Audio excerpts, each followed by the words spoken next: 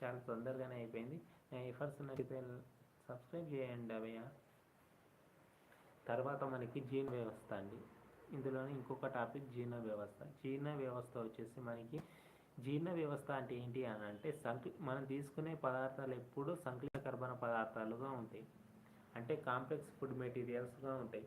ఈ complex food మెటీరియల్స్ని మనం simple food మెటీరియల్స్గా మార్చుకునే ప్రక్రియని మనం జీర్ణక్రియ అని అంటాం. ఇప్పుడు కాంప్లెక్స్ ఫుడ్ మెటీరియల్స్ అంటే ఏంటి అని అంటే మనకి పాలిసాకరైడ్స్ రూపంలో ఉంటాయి. ఆ పాలిసాకరైడ్స్ని విడగొట్టి మోనోసాకరైడ్స్గా చేసే పద్ధతిని మనకి ఈ జీర్ణక్రియ అని అంటారు. సో ఇందులో వచ్చేసి మనకి ఆహార నాళం ఉంటుంది. అలాగే ఈ ఆహార నాళంలో వచ్చేసి మనకి దేనితో స్టార్ట్ అవుతుందా అనేది చూద్దాం. జీర్ణ ఓన్లీ ఎగ్జామ్ పాయింట్ ఆఫ్ వ్యూలోనే చూద్దాం. తర్వాత మనకి మౌత్ ఉంటుందండి. మౌత్నే మనకి దీన్ని మౌత్ ద్వారా తీసుకోవడాన్ని అంతర్గ్రహణం అని అంటారు. తర్వాత మనకి అమీబా లాంటి జీవుల్లో వచ్చేసి మౌత్ ఉండదు కాబట్టి మిథ్యా పాదాలతోటి తీసుకుంటుంది. సో మనకి నత్తలో వచ్చేసి మనకి రాడ్యూల్ అనే నిర్మాణం ఉంటుంది. ఆహారాన్ని ముక్కలు చేయడానికి రాడ్యూల్ అనే నిర్మాణం ఉంటుంది. సో ఇది నత్త గురించి అండి. నత్తలో మనకి బాహ్య అస్థిపంజరం ఉంటుంది. అలాగే ఆహారాన్ని ముక్కలు చేయడానికి రాడ్యూల్ అనే నిర్మాణం ఉంటుంది. ఇలా ఇంటర్లింక్డ్గా ఒకటి చదివినా కానీ ఇంకొకటి మర్చిపోకుండా అనేది మీరు చూసుకోండి. అలాగే నత్త నెమ్మదిగా ప్రయాణించే జంతువు అని ఒకసారి చెప్పాను, గుర్తుందా? నత్త అనేది చాలా స్లోగా కదిలే జంతువు. 0.123 to 0.28 స్పీడ్ తోటి వెళ్తుంది. అదే చిరుతో వచ్చేసి 97 km/h తోటి వెళ్తుంది అని చెప్పాను. సో గుర్తుంచుకోండి. అలా ఇంటర్లింక్డ్గా చదువుకుంటే మనకి ఎక్కువ శాతం గుర్తుండడానికి చాలా ఛాన్సెస్ ఉంటాయి. తర్వాత ఆశయకుహరం అంటే మనకి నోరు తర్వాత ఆశయకుహరం ఉంటుంది. ఈ ఆశయకుహరం లోపల ఉండేదాన్ని ఆశయకుహరం అని అంటారు. ఇందులో మనకి దంతాలు ఉంటాయి, లాలజల గ్రంథులు ఉంటాయి, తర్వాత నాలుక ఉంటుంది. నాలుక అనేది అటు ఇటు తింపడానికి పనిచేస్తుందండి. అలాగే మనకి నాలుక గురించి నేర్చుకున్నప్పుడు మనకి తీపిని గ్రహించేటివి అవన్నీ నేర్చుకున్నాం కదా. సో అదే ఇంతకుముందు క్లాస్లోనే ఉంది, అది చూడండి ఎవరైనా చూడకపోతే. తర్వాత దంతాల గురించి అధ్యయనం చేసే శాస్త్రాన్ని డెంటాలజీ అంటారండి. దంతాల గురించి అధ్యయనం చేసే శాస్త్రాన్ని డెంటాలజీ అంటారు, లేకపోతే ఓడెంటాలజీ అంటారు. సో దంతాలకు మనకి డెంటిస్ట్స్ అని అంటారు కదా. సో దంతాల గురించి ఇది.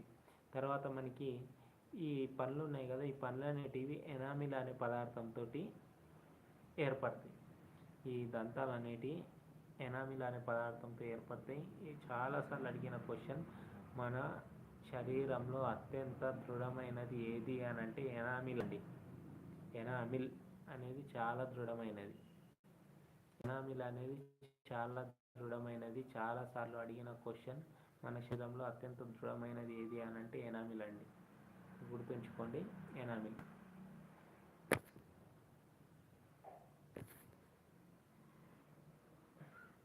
తర్వాత వచ్చేసి మనకి మానవ శరీరం వచ్చేసి మనకి తీకోడాంట్కి సంబంధించిందండి. తీకోడాంట్ అనే దానికి సంబంధించింది. తీకోడాంట్ రకానికి సంబంధించింది. అలాగే మానవుల్లో దంతాలు వచ్చేసి ద్వివార దంతికి సంబంధించినవి. ద్వివార దంతి అని అంటే ఏంటి అని అంటే మామూలుగా మనకి పాల దంతాలు వస్తాయి, అలాగే శాశ్వత దంతాలు వస్తాయి. సో మానవునికిలో ఉండేటి ద్వివార దంతి మరియు తీకోడాంట్ దంతులు. అలాగే చేపలకు వచ్చేసి అలా ఉండదండి, బహువార దంతాలు. ఎన్నిసార్లు పనులు పోయినా కానీ దానికి వస్తూనే ఉంటాయి. సో ఇవి వచ్చేసి మనకి దంతాలు రెండు రకాలు, పాల దంతాలు అలాగే మనకు శాశ్వత దంతాలు. పాల దంతాలు అనేటివి చిన్నపిల్లల్లో ఉంటాయి. ఫస్ట్ వీటి యొక్క ఎంత ఉంటాయి అని అంటే 20 పాల దంతాలు ఉంటాయి. శాశ్వత దంతాలు వచ్చేసి 32 ఉంటాయి. సో మనకి దంతాల్లో వచ్చేసి మనకి 4 రకాలైన దంతాలు అనేటివి ఉంటాయి. ఒకటి చర్వనకాలు, కుంతకాలు, చర్వనకాలు, అగ్రచర్వనకాలు, తర్వాత మనకి రదనికలు అండి. కుంతకాలు, రదనికలు, చర్వనకాలు, అగ్రచర్వనికలు. కుంతకాలు అనేటివి 8 ఉంటాయండి. గుర్తుంచుకోండి, అడుగుతాడు. కుంతకాలు అనేటివి 8 ఉంటాయి. ఈ కుంతకాలు అనేటివి కత్తిరించడానికి, ఇప్పుడు మనం ఫస్ట్ తినంగానే కట్ చేస్తాం కదా చిన్న చిన్న, సో కత్తిరించడానికి ఉపయోగపడేదాన్ని కుంతకాలు అని అంటారు. రదనికలు అంటే చీరుస్తాం కదా, ఇక్కడ సైడ్ ఉండేటి పండ్లే, ఇక్కడ సైడ్ ఉండే వాటిని రదనికలు అని అంటాము. రదనికలు అంటాము. ఇక్కడ కానీ ఇక్కడ సైడ్ కానీ ఉంటాయి కదా, మనకి రదనికలు అంటారు. మనకి పాముల్లో కూరలు ఉంటాయి కదా, కూరల్లాగా ఏర్పడింది ఏంటి అని అంటే రదనికలు అండి. ఈ రదనికలు వచ్చేసి 4 ఉంటాయి, కుంతకాలు వచ్చేసి మనకి 8 ఉంటాయి. సో 12 అయిపోయినాయి కదా, ఇంకెన్ని కావాలి? 20 కావాలి. 12 అని అంటే 12 అని కాదండి, 12 అని అంటే మనకి 12 అయిపోయినాయి కదా, తర్వాత మనకి ఇంక 20 కావాలి. తర్వాత అగ్రచర్వానకాలు వచ్చేసి 8 ఉంటాయండి. అగ్రచర్వానకాలని నమ్లు దంతాలు అంటారు. ఇక్కడ లోపల ఉంటుంది చూసారా, దాన్ని నమ్లు దంతాలు అని అంటారు. లోపల ఉండే వాటిని నమ్లు దంతాలు అంటారు. నేనైతే ఈజీగా చెప్తున్నాను అనుకుంటున్నా. కుంతకాలు అంటే ఇక్కడ ముందట ఉండే వాటిని కుంతకాలు అని అంటారు. ఇట్లా తీస్తాను చూసారా గట్టిగా, దాన్ని రదనికలు అంటారు. మనకి నమ్లు దంతాలు అని అంటారు చూసారా, వాటిని చర్వానకాలు అంటారు. అంటే ఇట్లా లాస్ట్కి ఉంటే చూసారా నమ్లుతాం కదా, సో అది వచ్చేసి చర్వానకాలు అండి. అగ్రచర్వానకాలు ఇవి వచ్చేసి 8 ఉంటాయి. అలాగే చర్వానకాలు వచ్చేసి 12 ఉంటాయండి.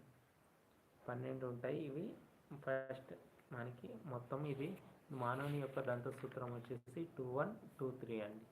2123 మానవుని యొక్క దంత సూత్రం వచ్చేసి 2123. ఎక్కువ దంతాలు గల జీవి ఏది అని అంటే అపోజం అండి. మనకి ఎక్కువ దంతాలు అనేటివి కలిగి ఉన్న జీవి ఏది అని అంటే అపోజం అండి. తర్వాత వచ్చేసి మనకి దంతాలకు వచ్చే వ్యాధులు వచ్చేసి పైఏరియా ఉంటుంది, జింజివైటిస్ ఉంటుంది, అలాగే ఫ్లోరోసిస్ చెప్పాను కదా, ఫ్లోరిన్ ఎక్కువగా ఉంటుంది అని.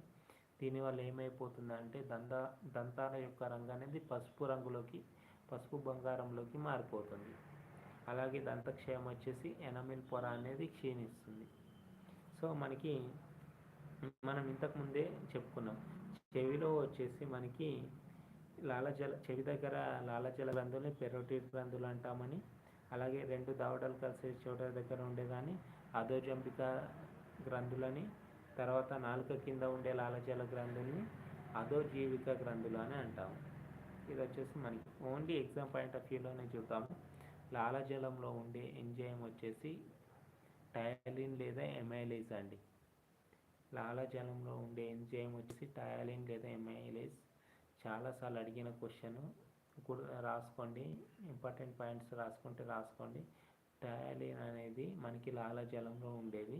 లాలజలంలో మనకి మన జీర్ణాశయంలో కూడా HCl అనేది ఉంటుంది, హైడ్రోక్లోరిక్ యాసిడ్ ఉంటుంది. సో ఇది ఆమ్ల గుణాన్ని ఉంటుంది. తర్వాత నాలుక అనేది ఒక జ్ఞానేంద్రియం. సో ఇది అయిపోతుంది.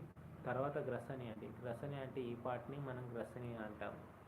గ్రసని అని అంటే ఇక్కడ ఉంటుంది చూసారా, దీన్ని గ్రసని అని అంటాము.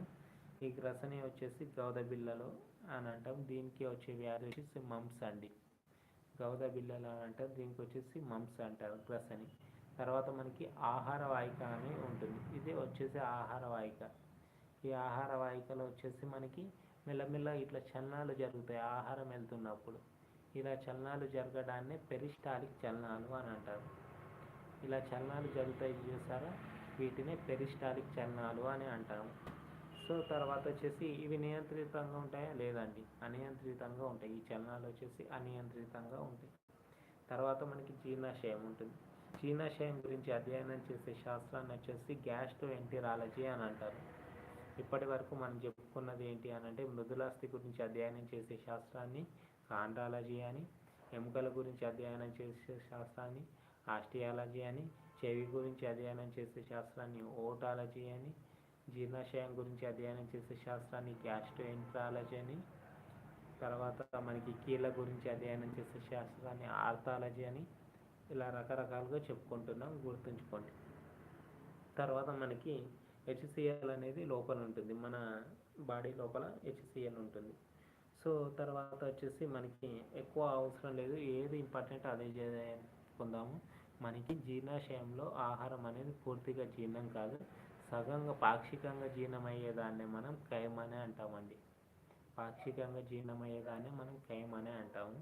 సో ఈ తర్వాత వచ్చేసి మనకి చిన్న పేగు ఉంటుంది. మనకు జీర్ణాశయంలో అతి పొడవైనది ఏది అని అంటే చిన్న పేగు అండి. చిన్న పేగు అనేది 6 సెంటీమీటర్ల వ్యాసం కలిగి ఉంటుంది. 6 సెంటీమీటర్ల వ్యాసం కలిగి 3 సెంటీమీటర్ల పొడవు అనేది కలిగి ఉంటుంది. సో మనకి ఇందులో వచ్చేసి ఆంత్రమూలం, జేజునం అండ్ శేషాంత్రికం ఉంటుంది. ఆంత్రమూలం, జేజునం మరియు శేషాంత్రికం ఉంటుంది.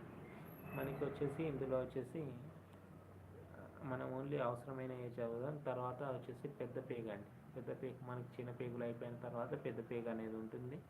ఈ పెద్ద పేగు వ్యాసం వచ్చేసి 6 సెంటీమీటర్లు ఉంటుంది. పొడవు వచ్చేసి 1.5 మీటర్లు ఉంటుంది. ఇందులో వచ్చేసి మనకి అందనాళం, కోలాన్, పురుషనాళం అనేది ఉంటుంది. అందనాళం, కోలాన్, పురుషనాళం అనేది ఉంటుంది. తర్వాత ఉండుకం అని ఉంటుందండి. అపెండిక్స్ అని అంటారు. ఉండుకనే అపెండిక్స్ అని అంటారు. ఎక్కువగా అడిగే క్వశ్చన్ ఇది. అపెండిక్స్ అనేది మనకి ఆపరేషన్ ద్వారా తీసేస్తారండి. ఇది అవశేష అవయవం అండి. అవశేష అవయవం అంటే అవసరం లేవనే అవయవం. ఇది ఉన్న ఒకటే లేకపోయినా ఒకటి అని అంటే మనిషిలో అవశేష అవయవాల సంఖ్య ఎంత ఉంటుంది అని అంటే 180 అవశేష అవయవాలు ఉంటాయండి. 180 అవశేష అవయవాలు ఉంటాయి. ఈ 180 అవశేష అవయవాలు ఉండటం వల్ల మానవుణ్ణి అవశేష అవయవాల ప్రదర్శనశాల అని అంటారండి.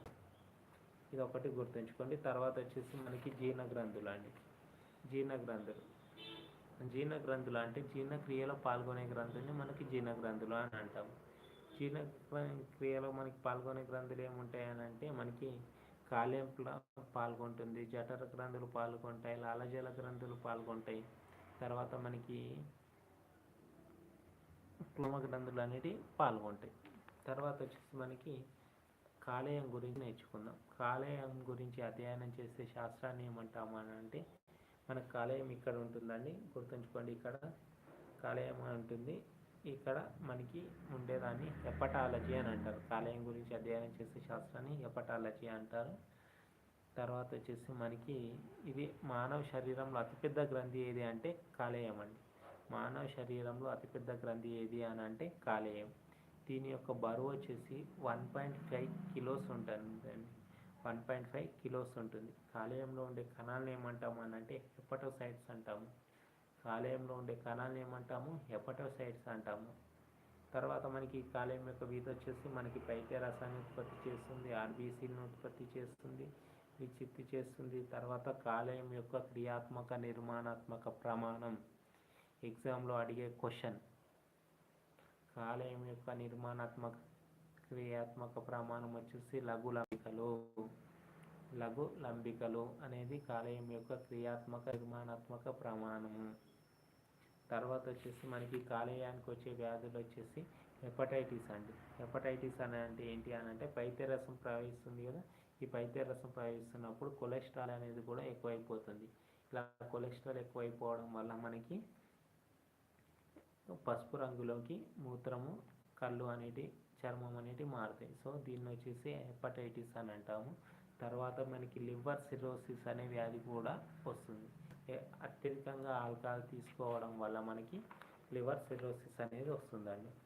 తర్వాత మనకి పైత్య రసం అని ఉంటుంది. పైత్య రసాన్ని మనం బైల్ అని అంటాము. దీని యొక్క రంగు వచ్చేసి మనకి పసుపు రంగులో ఉంటుంది. దీనిలో ఉండే వర్ణద్రవ్యాలు వచ్చేసి బైలురుబిన్. ఇది ఖచ్చితంగా అడిగే క్వశ్చన్. దీనిలో ఉండే వర్ణద్రవ్యాలు వచ్చేసి బైలురుబిన్, బైలువడ్డిన్ అండి. బైలురుబిన్ అలాగే బైలువడ్డిన్. తర్వాత వచ్చేసి మనకి గాల్ బ్లాడర్ ఉంటుంది. గాల్ బ్లాడర్ని పిత్తాశయం అని అంటారు. ఇది ఎలుకలు మరియు గుర్రాలలో ఉండదు. మామూలుగా తాత్కాలికంగా పైత్య రసాన్ని నిల్వ చేస్తుంది. తర్వాత వచ్చేసి మనకి క్లోమం ఉంటుందండి. క్లోమం వచ్చేసి క్లోమంని మనం ప్యాంక్రియాస్ అంటాం. ఈ ప్యాంక్రియాస్ అనేది మనకి రెండవ అతిపెద్ద గ్రంథి. మొదటి అతిపెద్ద గ్రంథి ఏది అని అంటే మనకి కాలేయము. రెండవ అతిపెద్ద గ్రంథి వచ్చేసి క్లోమం. ఈ ప్యాంక్రియాస్ అనేది ఇన్సులిన్ని ఉత్పత్తి చేస్తుంది. ఇన్సులిన్ లోపం వల్ల మనకి ఏ వ్యాధి వస్తుంది అని అంటే డయాబెటిస్ మిల్లిటస్ అనే వ్యాధి వస్తుంది. ఇన్సులిన్ లోపం వల్ల మనకి డయాబెటిస్ మిల్లిటస్ అనే వ్యాధి అనేది వస్తుంది. తర్వాత వచ్చేసి మనకి వినాల గ్రంథులు ఉంటాయి, అలాగే నాళ గ్రంథులు ఉంటాయి. అందరికీ తెలిసిందే వినాల గ్రంథులు, నాళ గ్రంథులు, పీయూష గ్రంథి, అడ్రినల్ గ్రంథి, పారాథైరాయిడ్ గ్రంథి, ఇవన్నీ కూడా మనకి వినాల గ్రంథుల కిందికి వస్తాయి. తర్వాత మనకి ఇన్సులిన్ అని అంటే మనకి రక్తంలో చక్కెర స్థాయిని నియంత్రిస్తుంది. ఇది వచ్చేసి ఇన్సులిన్ గురించి. తర్వాత మనకి జీర్ణక్రియ అనేది ఎంజైమ్ల అధ్యయనం వచ్చేసి మనకి ఎంజైమాలజీ అని అంటారండి. ఇది వచ్చేసి మనకి థర్డ్ అండ్ ఫోర్త్ యూనిట్స్ జీవశాస్త్రం.